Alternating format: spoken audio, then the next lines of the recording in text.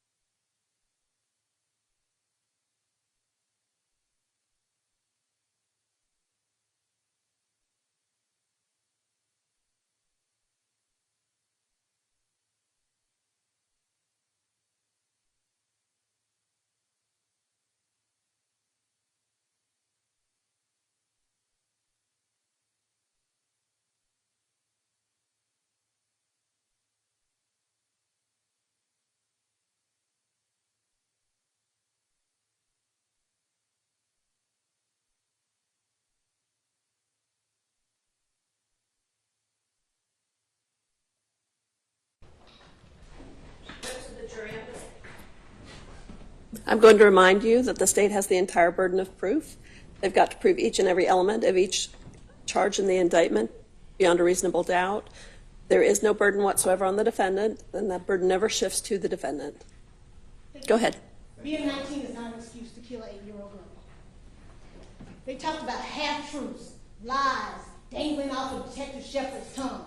Well, what they got up here and told you, Mr. Regis, he got a difficult job. I had Mr. Regis' job at one point. And I went to a training, and what the trainer told us in the criminal defense advocacy is, if the law is on your side, argue the law. If the facts is on your side, argue the facts.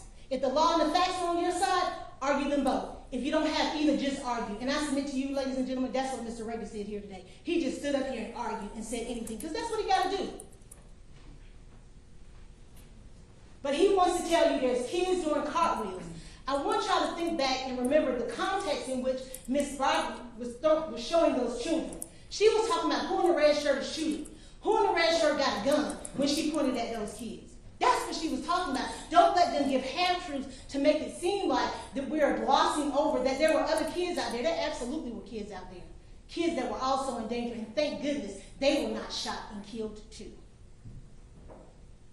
They failed to mention that the kids had to duck down as those shots are ringing out. Because I hope y'all saw them run and scurry, running behind cars and hiding. That's what this defendant's actions caused the children out there to do. And they only showed you a portion of that video. I hope y'all remember, because we played them over and over again, zooming in, zooming out. On that other side where that Williams tent was, gunshots firing all over the place, still in the middle of the road, even after the Jeep has passed by. At no point in time has the state argued that there was only one person out there shooting. It was multiple people out there shooting. This defendant just happened to be the one who got caught. The McCoys didn't see the gun. They don't have to see the gun. When you get that indictment back there, you will read it and it will say guns being pointed in the direction of them. It doesn't say they got to see it, they even got to know about it. But we do know they know about it because we're at the barricades, and unfortunately, that video was not done right before the time that they got up to it and went inside. But you know, and we've seen that car pull up to that barricade, is down in there for about 2 minutes before they pull out and pull back into the package store.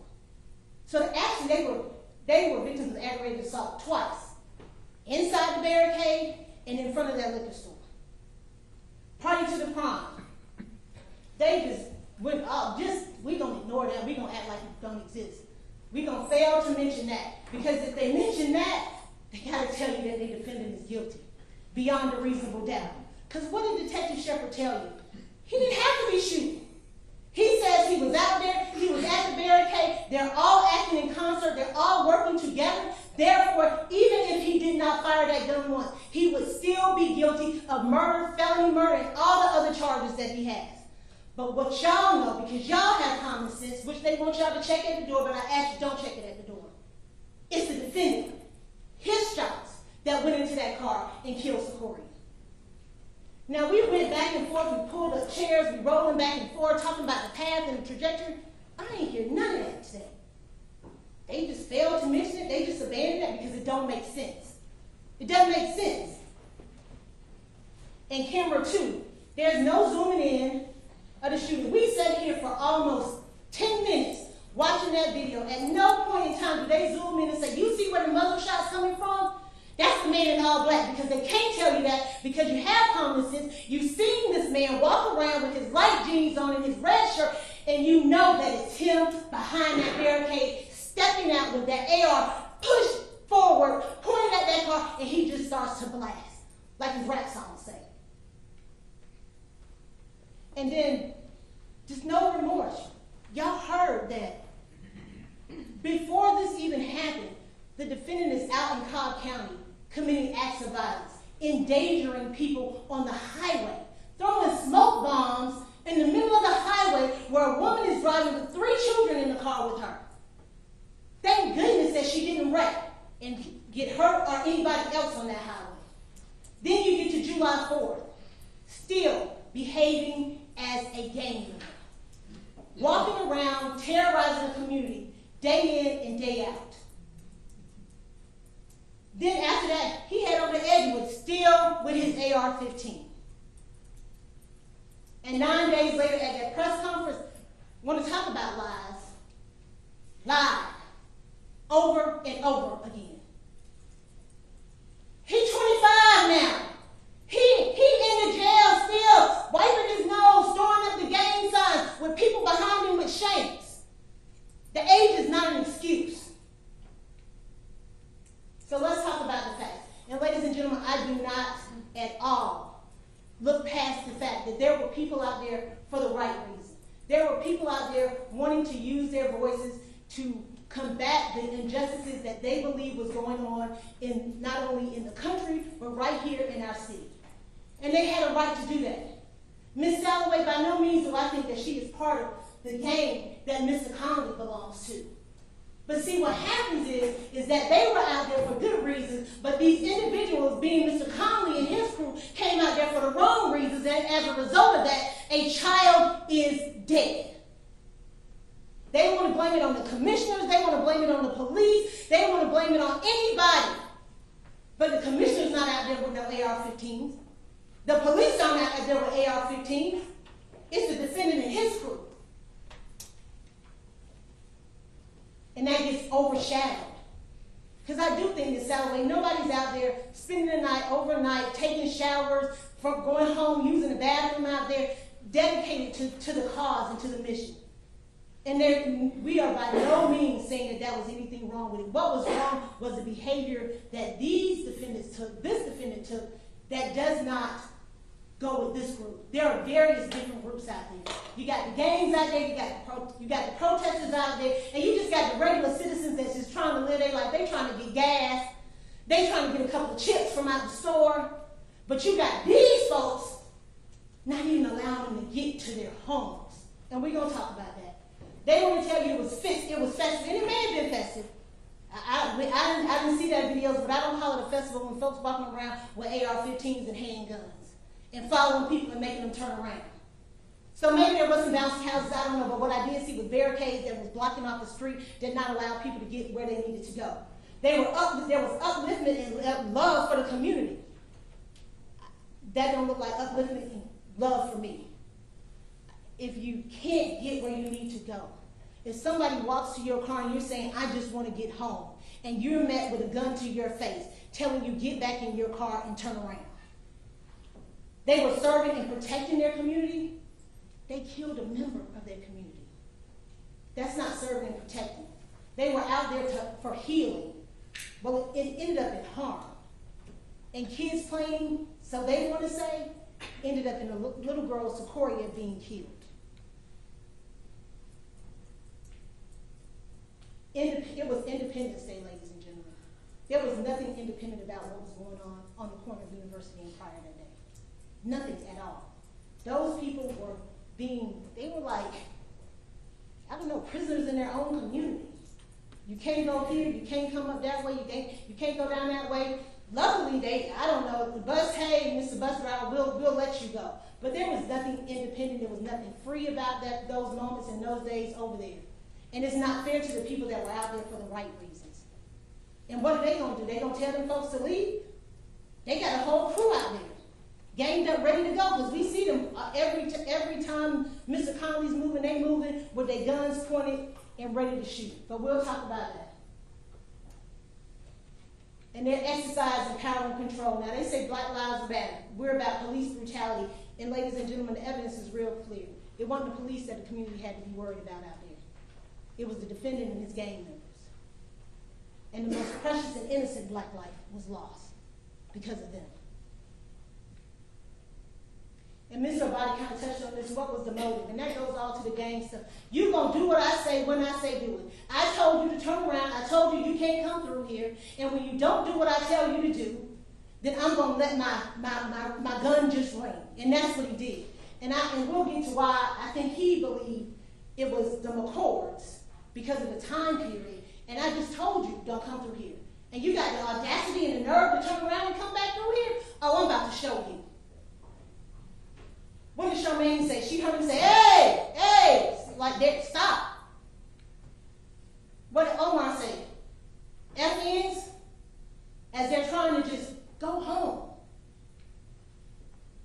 Even their own witness says, and as the car is pulling up, hey, once again trying to stop a citizen from going to and fro about their own business in a place where they have the right to do so. But until this defendant and his crew decides we're going to block it off and we're not going to let anybody do it, because they were illegal barricades. They had no right, they had no authority.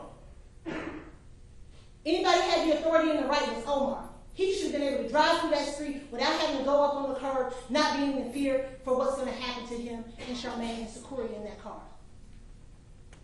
So let's talk about the evidence that proves this defendant's guilt. You're going to get evidence, and you've gotten evidence through the witnesses, the physical evidence, scientific, and even the admissions and the words of the defendant himself. And we talked about Aiden Coleman, and Mr. Rakes has already said, hey, yeah, he was in a gang. He was 19, just excuse it. He didn't really mean it. But he's still doing it. He's still practicing and acting up with the gang. Miss Duffy, and we talked about that in Cobb County, intimidating looks, his red bandana and mask. Remember she talked about the smoke bomb being pinkish or red. Loaded down with guns and ammo. What did Officer Brazanga tell you? I'm on duty and I have about 89 to 100 bullets. He walking around with over 1,000 rounds of ammunition. Because he ready. For whatever comes along, he going to take out whoever he wants to. And Mr. Rakes got up here and said, oh, Jasmine Duffy got up here and she got up and said because the state's telling these people to do this. Oh, that's him. That is not what happened. She looked at the booking photo and said, yes, that is the man who looked me in my eyes and then threw a smoke bomb under my car while I had my baby and my nieces in the car with me, putting our lives in danger on that highway. And hollow point bullets, the most lethal bullets there are. That's what he carrying in his book bag. And the AR-15, well, that belonged to his friend, one of his crew members, one of his gang members that just took responsibility because he was already getting ready to be arrested, so we can't let them take that AR-15. I would submit you that AR-15 that they got in March is that same AR-15 that he had out there in July. Mr. Rakes wants to tell you that, oh, he's not the leader because they weren't posting. What did Ms. Salloway tell you? We didn't have to post. There were no chats going on. We knew to be out there. We showed up, and day after day, we would just come. So he ain't got to post. He ain't sending out invitations like he inviting folks to a wedding. They all just showing up to run the streets. But he did post, go burn down Cobb County to get my property back. I need my guns and my ammo. He wearing his gang outfit all and through there, and we'll talk about that. He gets to decide who goes and comes in the barricades. I hope y'all, and I know y'all probably tired of looking at the video, but if y'all want to look at it, y'all get to look at it again. But there are times when you see that defendant with his red shirt on, with his white letters, moving cones, moving barricades, swinging, hey, waving people through. He is in charge, forcing people to turn around at gunpoint because he decides you can't come through here. He told them, of course, turn around. And some people, they got into the barricade. They saw what was going on. We just going to turn around. We don't even want that smoke. And just minutes before, probably not even minutes, I hope y'all saw that white car before the Jeep comes. He walks out of the shadows. You see that white lettering on his back. He goes up to that car, and that car just turns right around. Because sometimes you don't even have to point your gun. Because I'm telling you, if it's AR dangling between your legs, I'm moving. Don't worry about it. I'm going to turn around. And he's giving directions. I know it's hard to hear, but that older black man looks at him, the leader. It's good, and he said, oh yeah, he good. He can get on. He is in charge every step of the way. He gives directions to the MARTA bus driver. At the end, when they finally let him through, he walks all the way down to the end of the barricade, and he's waving. Come on, you can come through. Not no other person. Not no man dressed in all black. Not no man dressed in, not even Mr. McKinney with his white shirt and black. It is that defendant giving directions to everybody.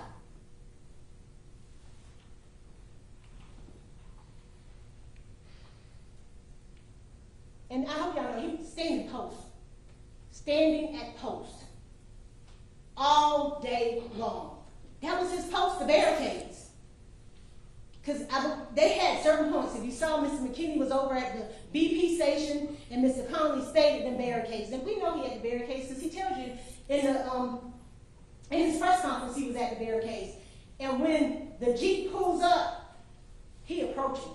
He leading the pack. Because he in front. He is in front with that AR pointed, and he begins to fire, and the rest of them follow suit. Because I hope y'all know, is there a black man, a man in all black shooting? Yeah, but when does he shoot? After his leader.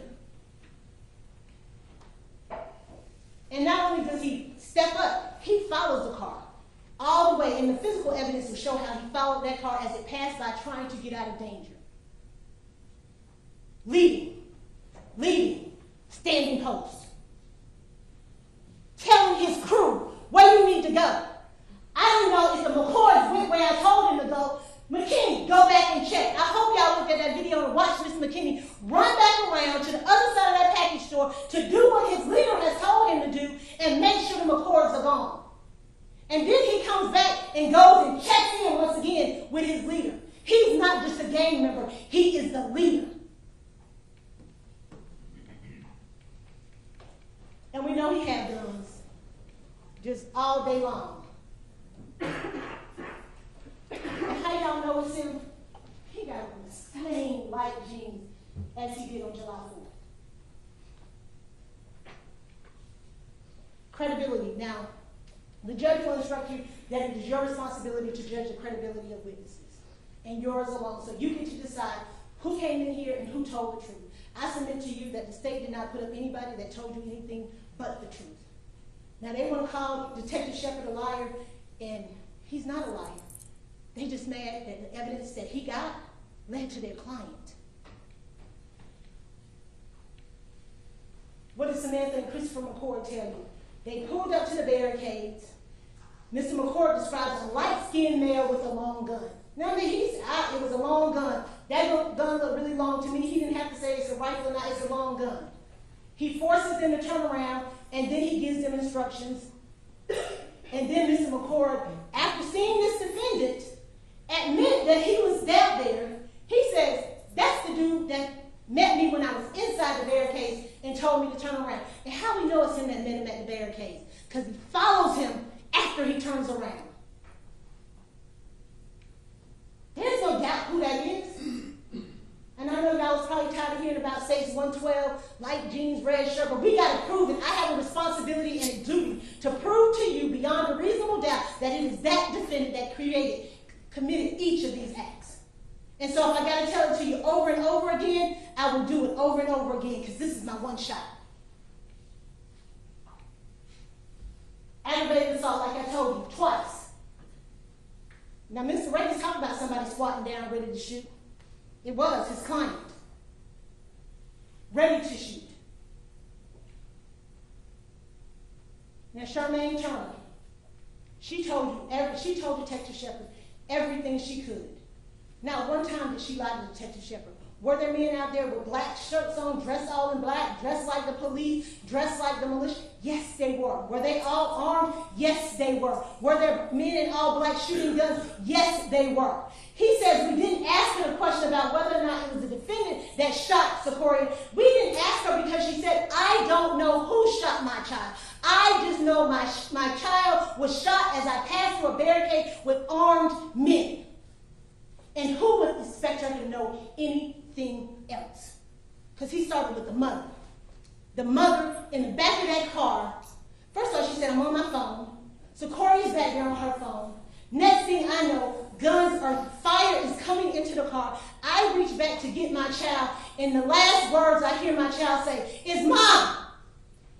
Crying out in agony and pain. So he wants her to be able to tell you about a red shirt. The only thing red that she was concentrating on was the blood that was pouring from her baby body as she tried to press on that wound to keep her baby alive. I'm a mother, and I know what that feeling feels like, to hold your child the first time they take their first breath, as their heart beat for the first time. I can't imagine the anguish it feels to hold your child as they take their last breath. Objection, Your Honor. May we approach?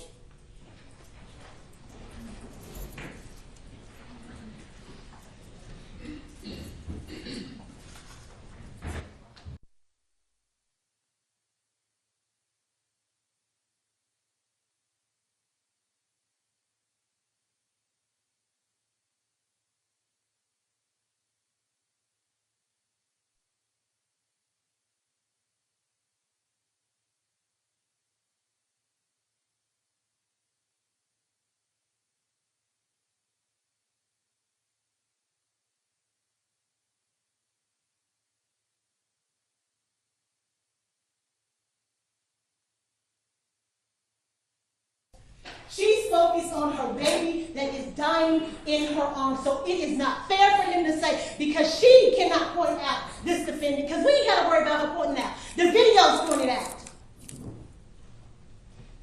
And didn't I tell y'all 2 things could be true at the same time? Could there be men in all black shooting and this defendant shooting? Absolutely, and you know it because it's on video. Omar, it's men in all black. They bounty hunters. He gave a picture to Detective Shepard. Yes, he did, because Omar is like, y'all, that man is driving that car. He made the decision to drive through that barricade. The responsibility on him weighs heavy. Y'all can see it on his face. So he is doing whatever he can, giving Detective Shepard whatever information he receives about who could have been the people out there that were shooting into that vehicle.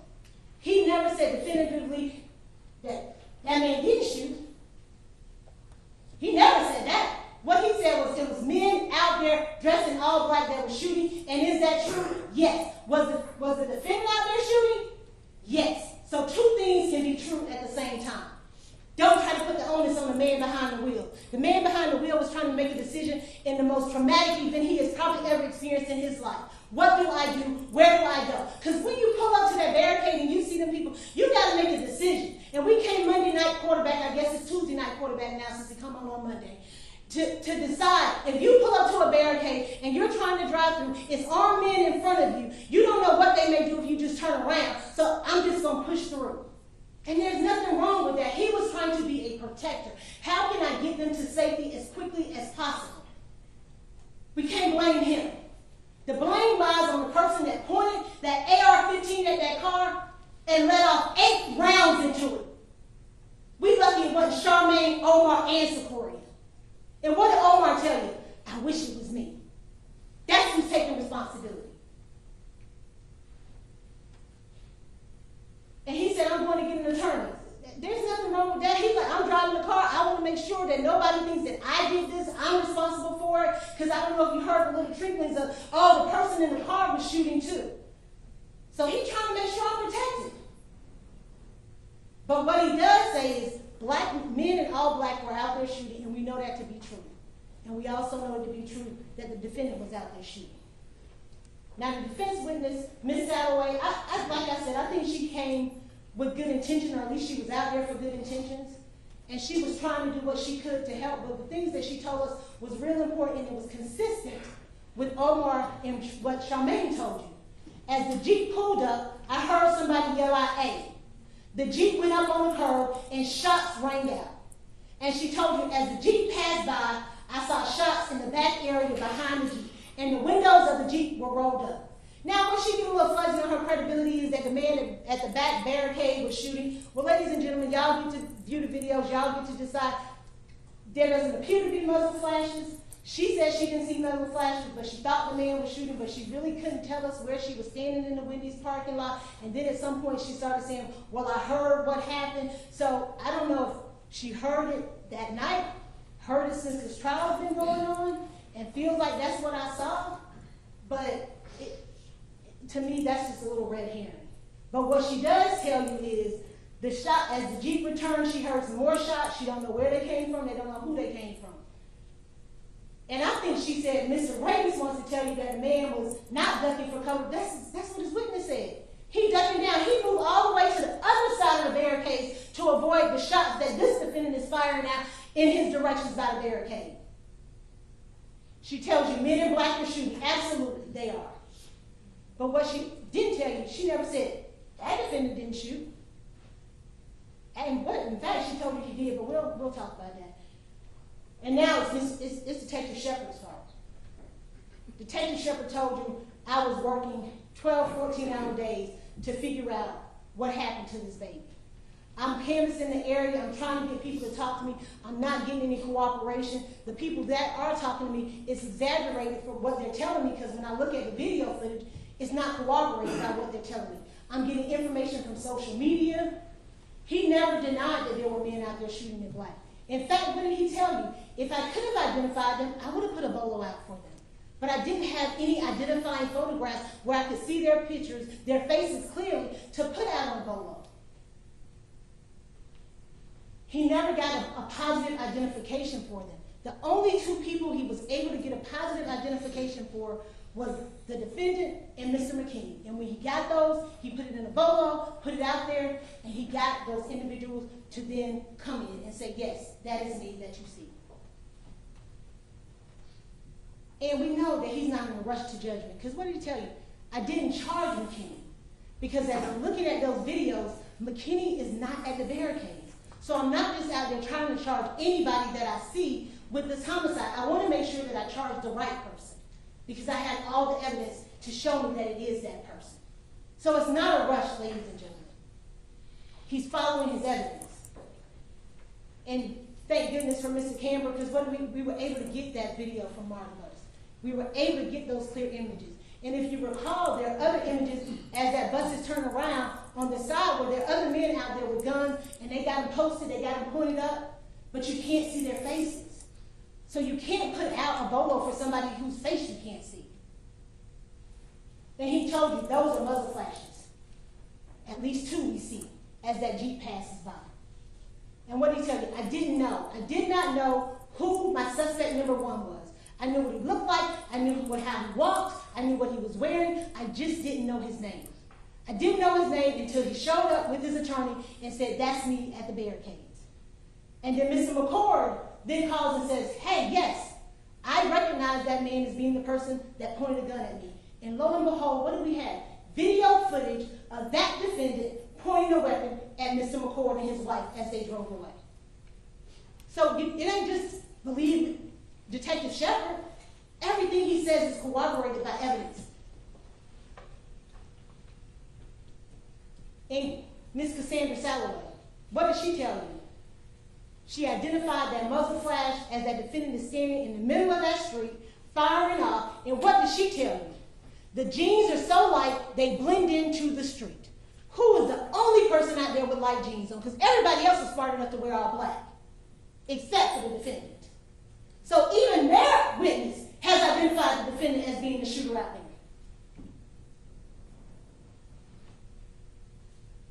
Black do-rag, his twist, his light skin, his red t-shirt, his light jeans that we know belong to him because he had them on in another picture with another gun, his black bag, his black shoes, and his gait. What did Detective Shepard tell you? The way he was walking, and y'all saw he's kind of walking kind of funny because of that gun. It's messing up the way that he walks. So that's how he's able to follow him from the BP, from the package store to behind the barricades. Every step he's making is distinct. He decided he wanted to be seen because I'm going to rep my gang. I'm going to put on my gang t-shirt, Pyro, Elm Street, Pyro, whoop on the back. I want to be seen. And he was seen by each and every one of those cameras out there. And he was seen shooting at that car and killing that baby. Don't leave your common sense, ladies, at the door. You've watched the videos over and over again. Believe what your own eyes tell you. Miss Young, you talking this. Trust the videos. You've seen them enough. If you want to see them again, you can. I think Mr. Body said it out. We didn't even coordinate on this. Context clues. Those are important. I have a son. He was real younger. And I said a word, and I said, how do you, and he said, oh, that means such and such. And I'm like, how do you know that? He said context clues. Ladies and gentlemen, use your context clues when you get back there. Red shirt, white lettering, light jeans, black satchel, AR-15, funky little walk because of your AR-15, your light skin is your twist, and who you come up with. At 9:45:21, this defendant is standing at his post. Light jeans, red shirt, black shoes, black satchel, light jeans, red shirt. You can kind of see that AR hanging down right here. Black shoes. At 9:45:21. At 9:46:02, less than a minute, that Jeep is pulling through. He has not moved. You saw the videos. At no point does he leave from those barricades. The only time he leaves from those barricades is when he steps to that Jeep as it pulls through. And here he is again. AR extended. How do you know it's him? Them light jeans, that dark shoes. You can kind of see it here in red, but it's dark because if you all know when you take pictures, if the lighting is behind you, it's going to be dark. That's why kids always tell me, get the light, you got to get the light so you can make sure your colors pop. But it's enough for us to see it ain't. It ain't in black, ain't the man in black, ain't the man. Right here, light jeans, dark shirt, AR.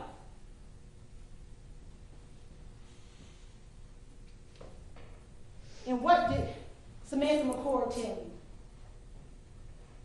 If you point a gun, you're ready to shoot a gun. Not less than 5 minutes later. I hope when we don't go through the timeline, this is what he's doing. Pointing his gun.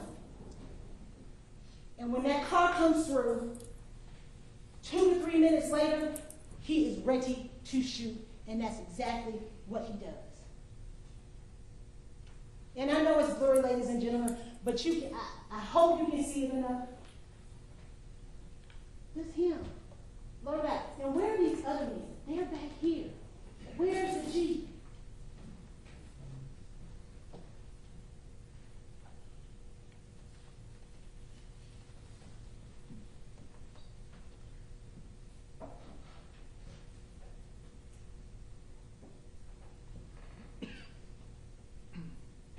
Tracking his every step.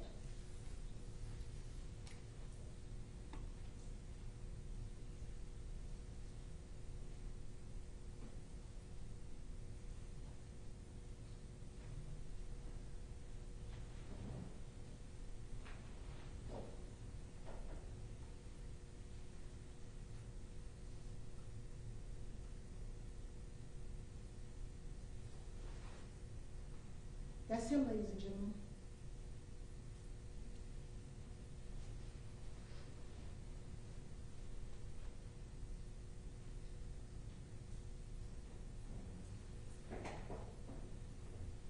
Now, when Mr. Reyes got up here and showed you this video, he didn't want to zoom in this close. Because if you zoom in this close, you get to see his client committing this murder.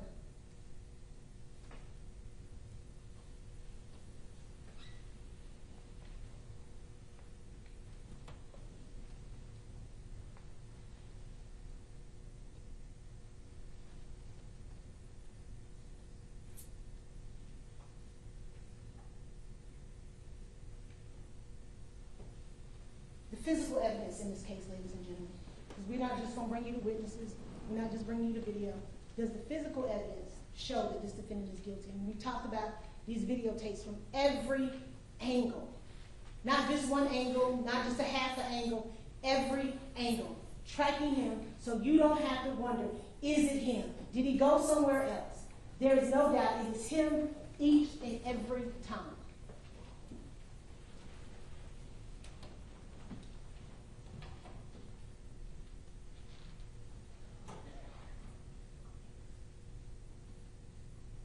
Nine 12:45.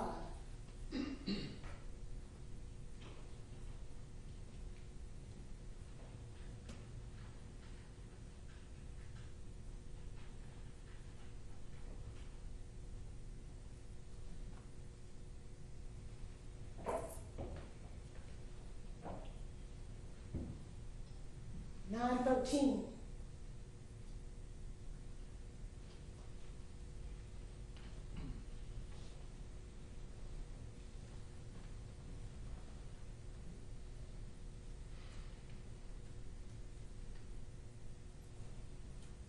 Nine 13, 50 seconds.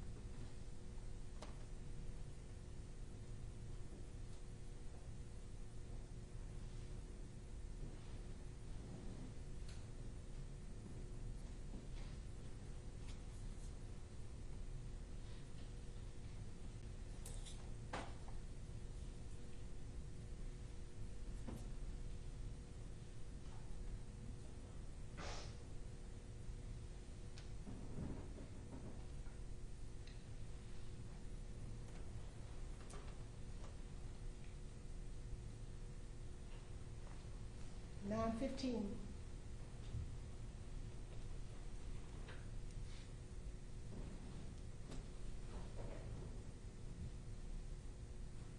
Directing the marshal, telling him where he can go.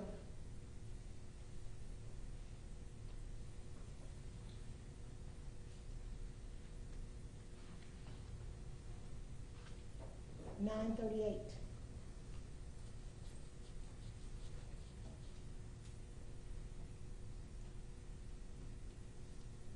Back at his post.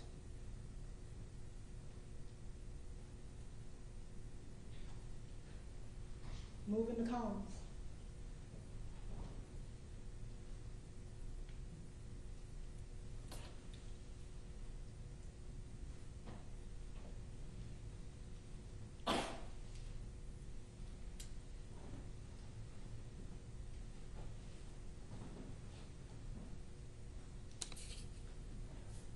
Moving in on the McCords, because they have challenged his authority.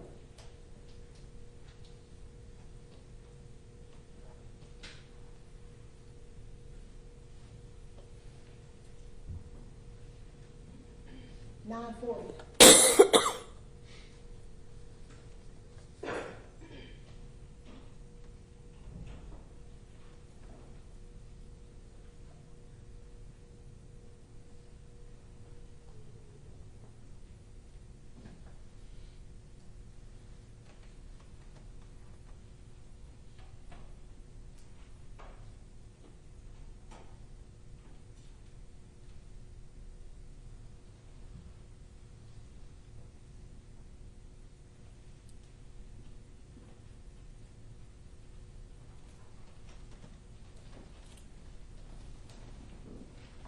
Every minute, every second.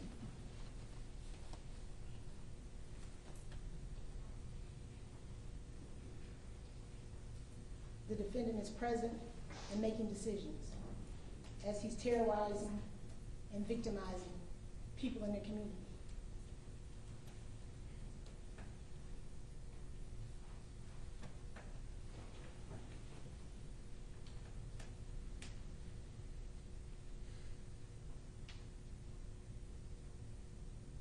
I hope y'all see Mr. King go that way, and he goes.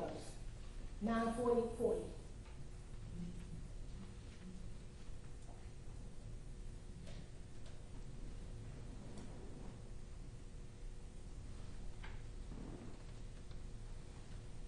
$9:45, 24 seconds. Just seconds before that Jeep comes through.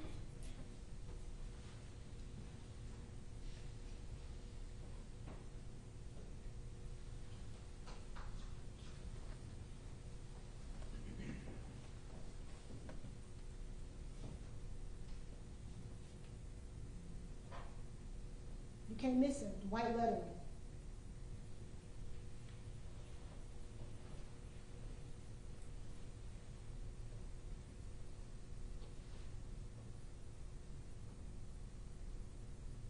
One shot,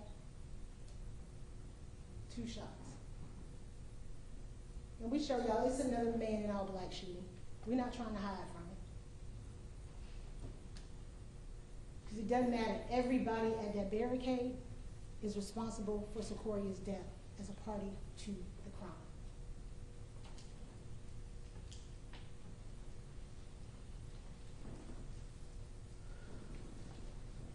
What's the physical evidence?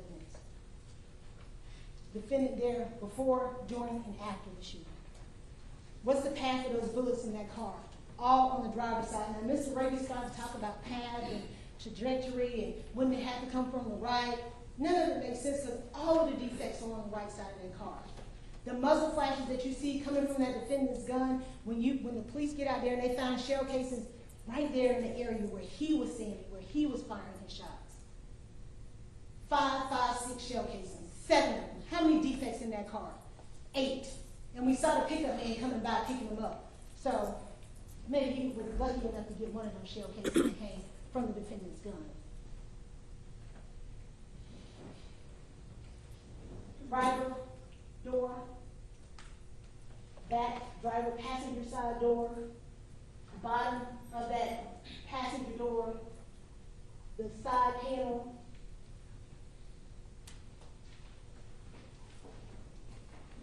So we know that the shots came into that car from the left.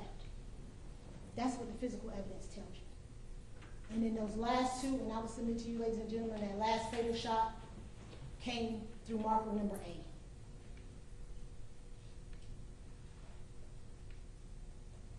This is the passenger side, and you'll have the pictures back there that you can look at. They tried to say, oh, well, isn't that maybe some bullet holes? It's dirt, ladies and gentlemen.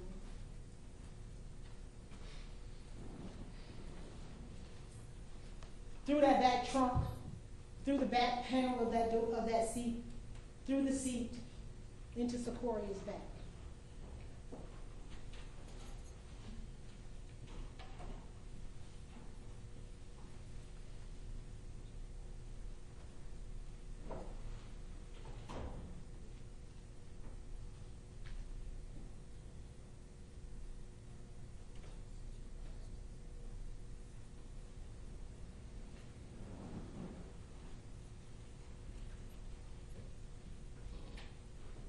Objection, Your Honor, may we approach? Yes.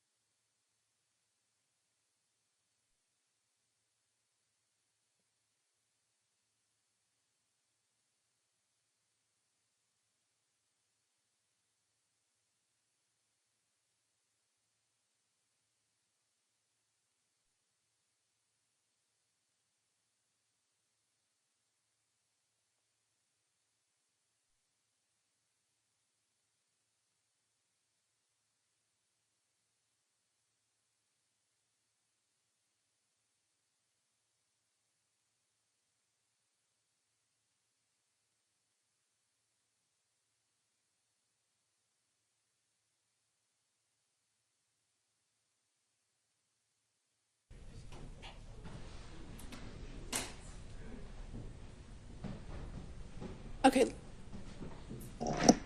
We've just stopped because part of the video creation was starting to show. There was an immediate objection.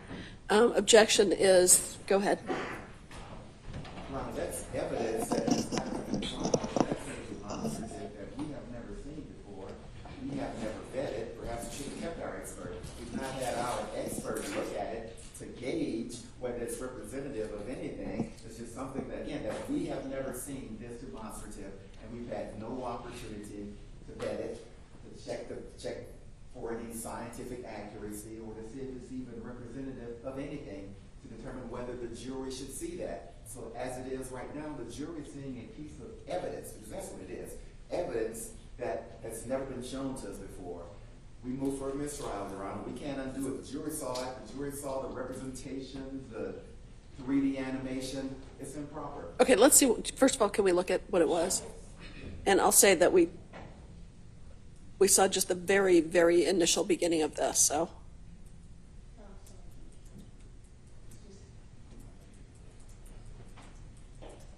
We didn't see the very beginning of it. The jury saw the whole thing move. Like, while we were talking. While we were talking it. While we were walking up there, it was still moving. Okay.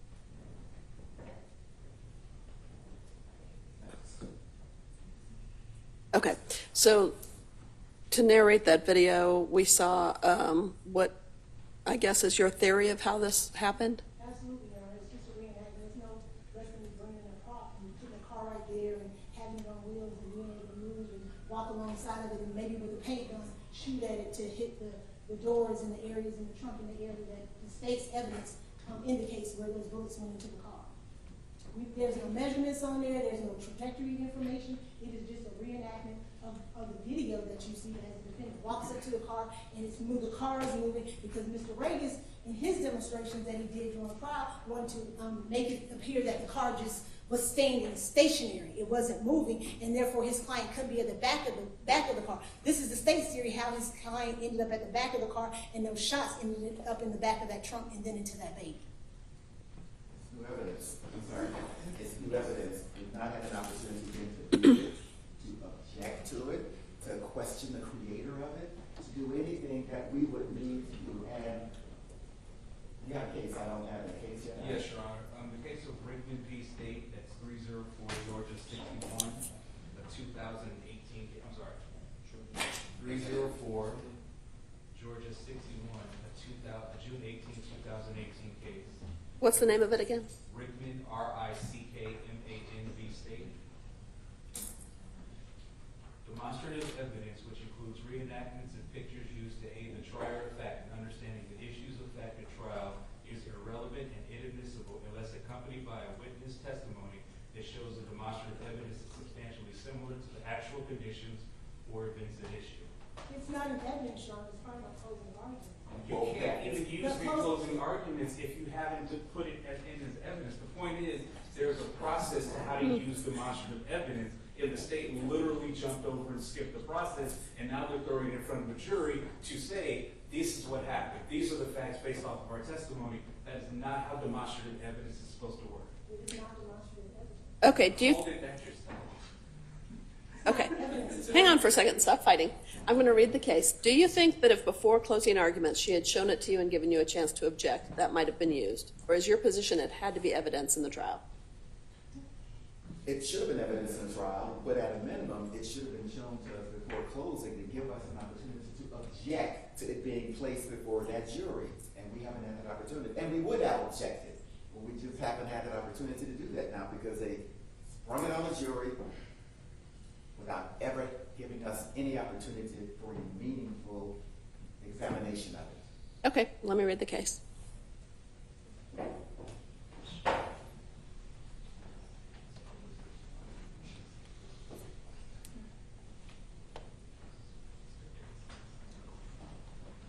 And Ron, can you make certain you read the coordinates? Yes. Yeah, if anybody needs to take a break, that's fine.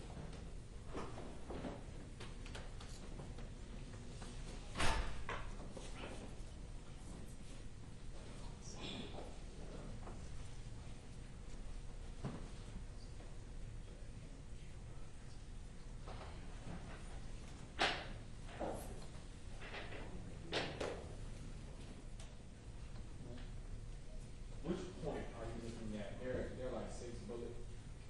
2, probably. Looks like what he's talking about.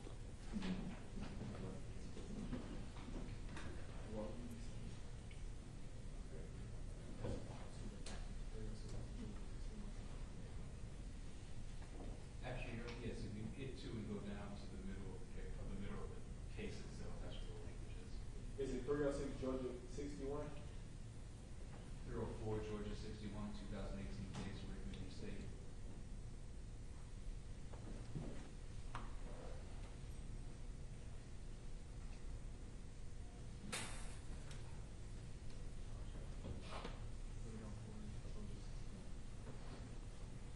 Inside right, 464.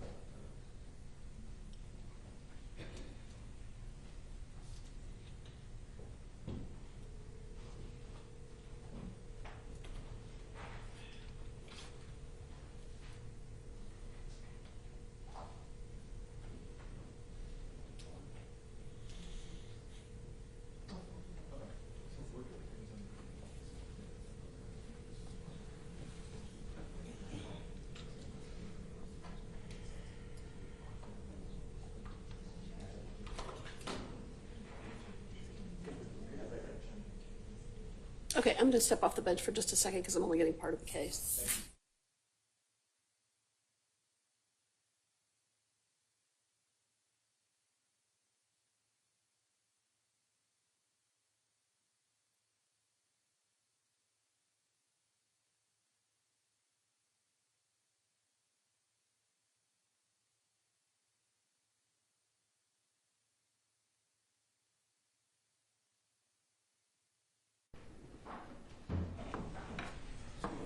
Let me do the math.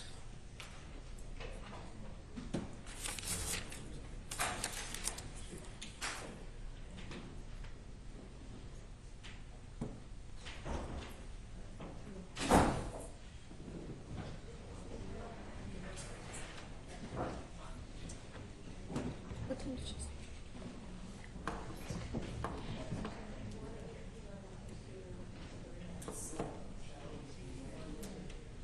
Oh, it was, yeah. 1:15. It was definitely 1:15. Okay, and then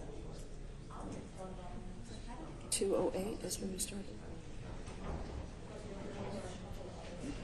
So let's say 3 minutes of lunch. That would leave.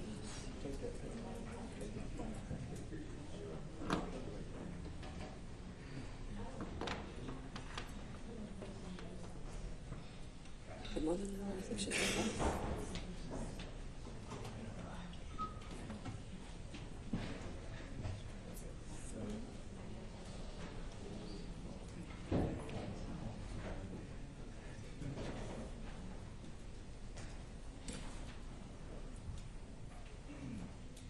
Okay, first things first, I want to make sure that we don't steal time from your closing because we stopped repeatedly. It looks to the court like you have about 11 minutes left. Anybody disagree with that? Looks to me like she's got about 11 minutes left. From when we cut off before the, okay. Around 11 minutes too, okay. So that case was close but not quite, and I'm glad you brought it to the court's attention. It's good information. I think under different circumstances in this situation, if the rendering had just been showed to the defense, the court may have admitted it over the defense's objection with proper instruction to the jury. But because it was not offered prior and we didn't have that discussion, I think out of an abundance of caution, we're not going to play it for the jury. I'm going to just give this instruction and you'll be allowed to just continue your argument. Computer rendering of the state's theory of how events in this case might have occurred was played several minutes ago. This was not evidence in this case and was merely an illustration of the state's theory of the case. You are not to consider this computer rendering as evidence in this case. The arguments of the attorneys are not evidence. You are to base your deliberations and decision in this case on the evidence that was admitted in trial only. Anything else that you would like me to say? I think it is, with all due respect, I'm sorry, I think it was way too generous to the state. I believe it's improper. Earlier, when Detective Shepard said some things that were improper, the court inserted the word improper into its instruction to the jury. I think the jury should be told that that was improper. And secondly, what I will characterize as what lawyers say is not evidence. I'm lumped into that bag with them. They did something that was improper, and I don't know that we need to do a both sides thing in terms of what lawyers say, in terms of what all of us say is not evidence. That is factual, but the situation that compels this instruction is something the state did, and I think the jury should be told what the state did, again, was improper, and disregard that and place no weight on it. And, I don't believe it's improper for the state to be able to argue our theory of the case and how and what occurred out of it. So calling it improper, I don't think is a fair statement of what the state has done. We are allowed to illustrate what we believe. It's argument, and they can decide. I don't believe that's how them shots got into the car, or I do believe it. It's up to them to do that. For me, illustrating it is no less than, like I said, he's wheeling a car. I'm sorry. You're okay. And pointing at it right here in open court. That's nothing that I would be able to put before Mr. Rabius and Mr. Weaver prior to it starting. And there's nothing that prevents us from doing it because it does not have to be entered into evidence because it is not evidence. It is the state's argument. It is the state's theory of the case. And if I recall, I saw the word evidence at some point under the, I don't know if it was under the heading of physical evidence, but it was under the state's own heading of this is evidence. There was no So, heading on that slide, Your Honor. perhaps not that slide, but it was billed as whatever the case may be. Well, they can have a heading on a slide that lists the evidence that says evidence. But that should not have been listed as evidence at the point I'm making, Your Honor. And it was not, Your Honor. The slide had no heading at all. Okay. And it's not even illustrative of the state's theory.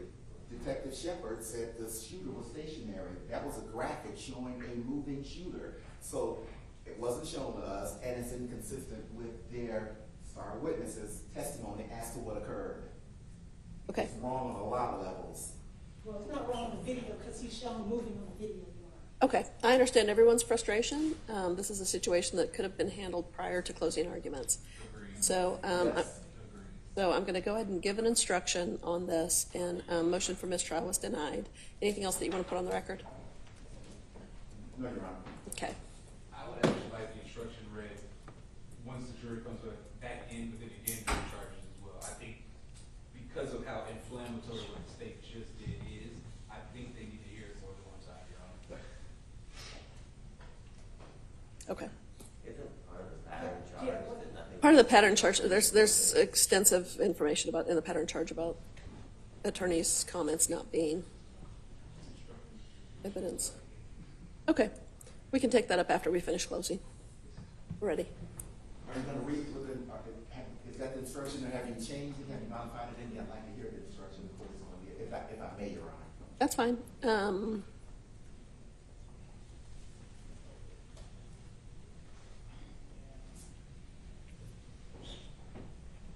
Yeah, I think I've said you are not to consider this computer rendering as evidence in the case. I am happy to make it you are not to consider this computer rendering, if that is closer to what you were hoping I would say. I'm not going to say that it was improper. I think under other circumstances that video could have come in. Under the right process. Under the right process. That's the issue. Well, and yeah, it's hard. There's not rules of evidence about how to do that. Okay. We're ready for him.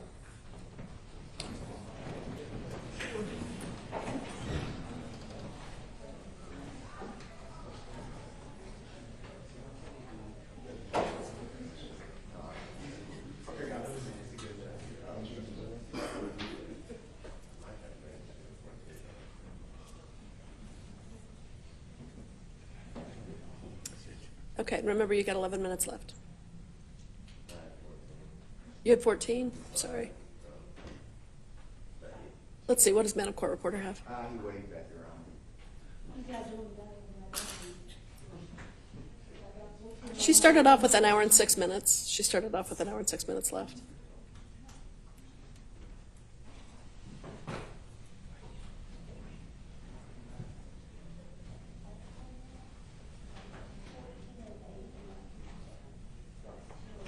All right, to the jury.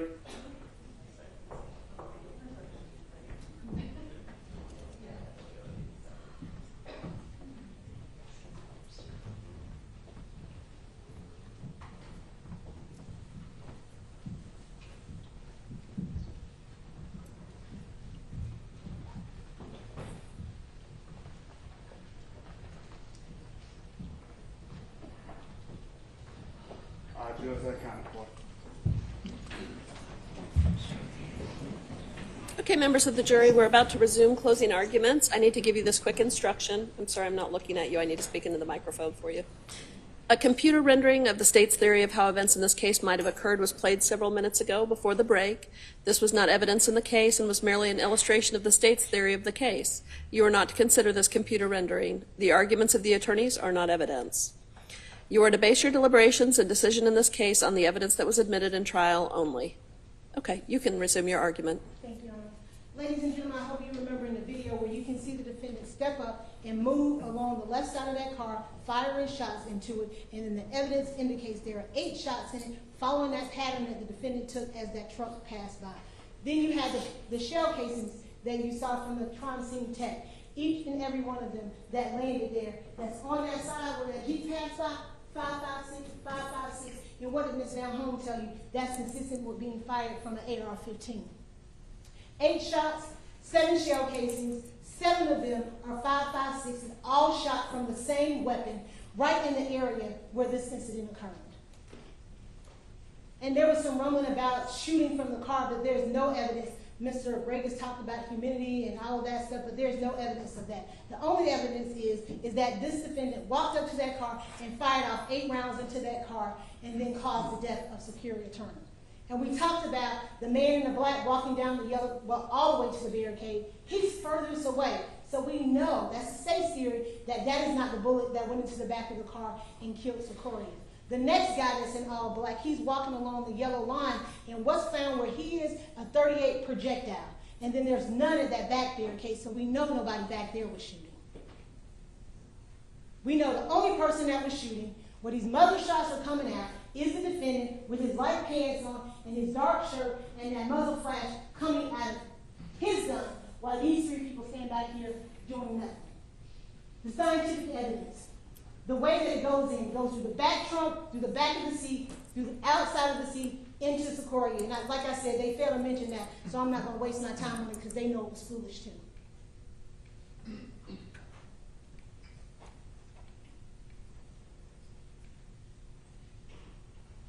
5.56 shell casings, 5.56 projectile, type of weapon that can fire, 5.56 AR-15. The only thing we ain't got to give you is the AR-15, because what did Ms. Van Home tell you? I can look at it, and I can test against the weapon, and I can determine that whether or not it is a metal weapon or I can eliminate it. If I had it for you, I would give it to you, but I don't. The medical examiner. And I know it was hard looking at these pictures, ladies and gentlemen. I've been doing this a long time, and it's difficult each and every time, because nobody should have to look at a baby laid out on the table with a gaping bullet wound in the back of her. But the only person that is responsible for causing that wound back there sits right there. That's on him.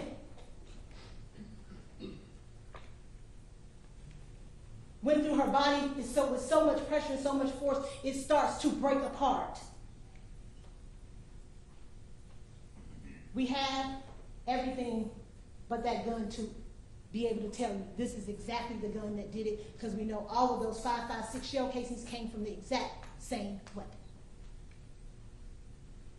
Don't believe me, don't believe the videos, don't believe the physical evidence, don't believe the science if you don't want to, ladies. Just believe him.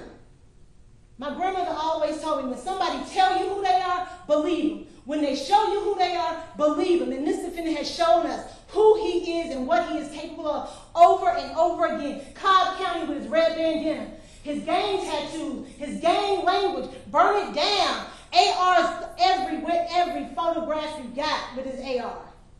Pointing it at people, terrorizing people, allowing a community to be locked down because he decided, I'm claiming this as my gang territory.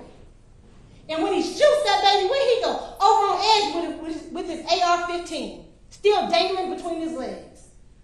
But when he shows up to say, oh, that's me, what's conveniently gone? One of those distinctive markers, those twists. He's trying to change, he's trying to hide. But ladies and gentlemen, y'all tell him he cannot hide.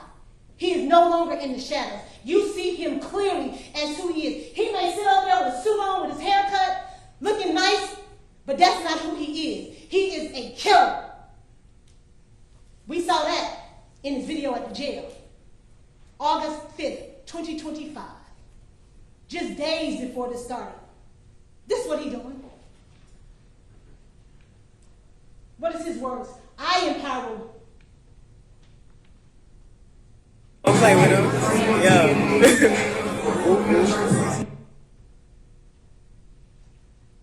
If I tell you, if I show you, believe it. This is who I am. What he got on him? His gun. Because where he don't go, we don't link up without our sticks.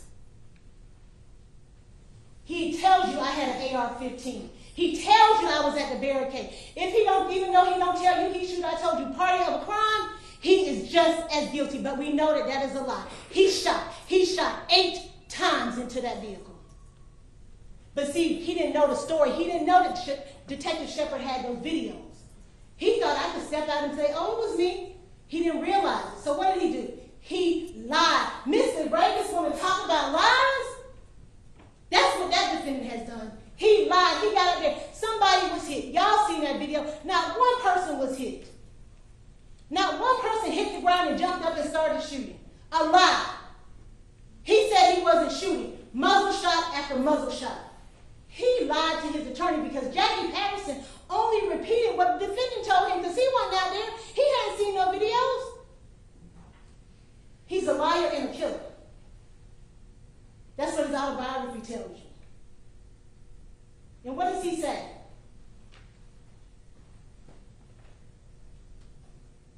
After he sees this. I'm going down the road, I ain't shooting. I ain't even have a gun. Lies. What did he say when they posted the bolo on McKinney? I was out there, bro. Bro ain't even shooting. He's talking about McKinney. Every man out there was shooting at the car. He the only end that walked to the store. It happened at the burnt down Wendy's. Everybody was shooting but McKinney. That included him. He told y'all he was shooting because everybody out there was shooting. But he's the one that shot and killed Secoriea Turner. Every piece of evidence the state has brought points to this defendant's guilt. The law, the eyewitnesses, the physical evidence, the scientific evidence, the defendant's own actions. And ladies and gentlemen, I implore you to use your common sense. And when you use your common sense, it leads to no other road than the defendant's guilt. Now, we've talked about him for days now. This case is about Secoriea Turner, 8 years old, just riding in the backseat of the car with her mom, coming from celebrating the 4th of July, having fun with her family, her friends, playing with her cousins, watching fireworks for the night. She was having so much fun. What did her mom tell you? She didn't want it to end. I want to go hang out with my cousins. And her mom was trying to make that happen as they headed down University. Nobody knew that day that that was going to be the last time that Charmaine got to go to the nail shop with her baby. That was going to be the last time that Secoriea got to go to a barbecue and a cookout with her grandmother and her cousins. That was going to be the last time that she got to play with fireworks. That was going to be the last time she got to call to play with TikTok, because we know that's what she liked to do, make her TikTok videos. And that's what she was doing back then. And nobody knew it was going to be the last time that she got to call out her mother's name. 8 years old. It is not fair. It is senseless and it was unnecessary. But the defendant wanted to stake his claim. 4th of July is supposed to be about celebrating with your family. For Secoriea Turner's family, forever now. 4th of July is not about celebrating. It's about grief and it's about mourning. This coming November, Secoriea would have turned 13 years old. A milestone for young kids, especially little girls. She will never get to reach that milestone. Mr. Reagan told you that the defendant was making dumb decisions because he was 19. Secoriea will never have an opportunity to make dumb decisions as teenagers do. Her mom told you how she wanted to go to Spelman, and Mr. Reagan told you how his girls got to go to their HBCU. Secoriea will never get to go to Spelman because of this defendant. Hopefully one young girl will get to go because they have a scholarship in her name. Now, Mr. Reagan talked about Ahmaud Arbery. I am from Brunswick, Georgia. I live one neighborhood over from the neighborhood where Ahmaud was killed. I went to church with his aunts. So I know what it feels like to have someone in your community taken because of senseless violence. In his honor, they do a 2.23 mile run because those are the last miles that he got to run that day. For George Floyd, they have a moment of silence for him. 8 minutes and 46 seconds, because those were the last minutes of his life. At some point, hopefully, not just a scholarship, but maybe 8 minutes of silence for Secoriea for the 8 years of her life, or the 8 bullets that flew into that car and took her life. That's what we can do for her in the future. But today, is a day that you can give this family the justice that they finally deserve. Mr. Regas talks about 9 days of rush to judgment and rush to judgment. I tell you, ladies and gentlemen, it has been a slow crawl to justice for Secoriea and her family. They have waited 5 long years, 1 month and 22 days. I ask that you don't make them wait 1 more day, 1 more hour, 1 more minute. Tell this defendant what he already knew when he stood up at that press conference. He is guilty, guilty, guilty of each and every charge on that indictment.